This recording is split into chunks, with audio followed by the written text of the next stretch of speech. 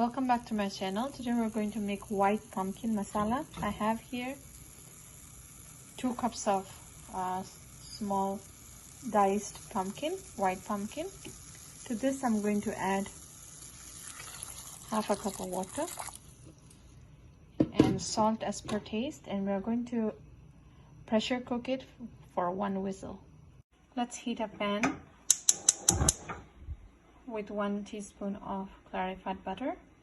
To this we are going to add 1 teaspoon of cumin seed. I have a paste made here with 1 tomato,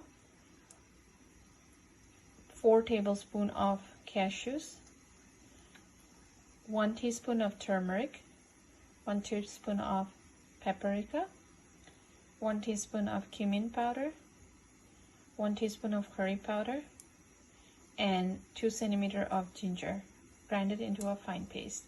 So we have our cumin here.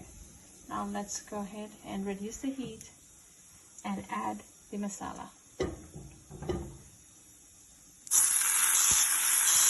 Cook the masala on the low heat for 2 minutes. Our white pumpkin is well cooked. Now we're going to add this to our masala.